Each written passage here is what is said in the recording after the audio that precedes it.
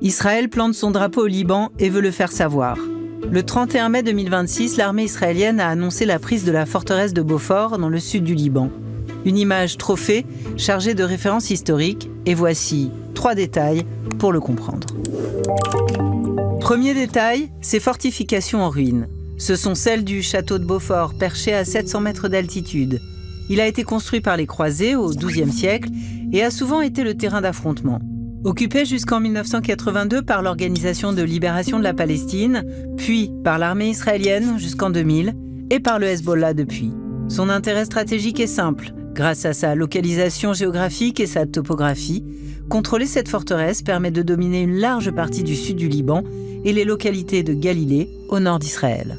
Le site a également une grande importance symbolique. La forteresse a été l'un des emblèmes de l'occupation israélienne du sud du Liban de 1982 à 2000.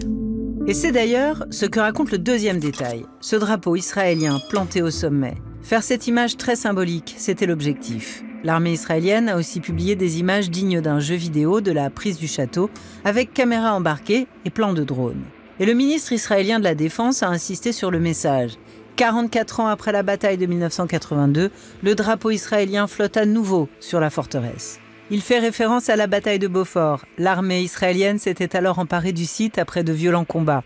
À l'époque déjà, le Premier ministre et Ariel Sharon, alors ministre de la Défense, s'étaient rendus sur place pour prendre des photos victorieuses.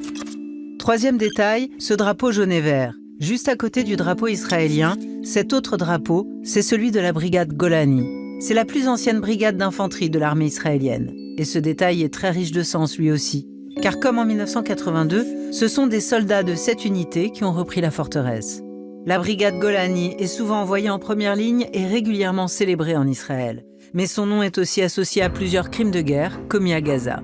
L'unité est notamment mise en cause dans des enquêtes sur la mort de secouristes et sur une frappe contre l'hôpital Nasser. Pour Benjamin Netanyahou, cette prise de Beaufort est décisive. אני הנחיתי את צה"ל להרחיב את התמרון בלבנון, ועכשיו ההנחיה שלי היא להעמיק ולהרחיב את האחיזה שלנו במקומות שהיו בתפיסת חיזבאללה. Cette image matérialise donc les ambitions militaires d'Israël au Liban.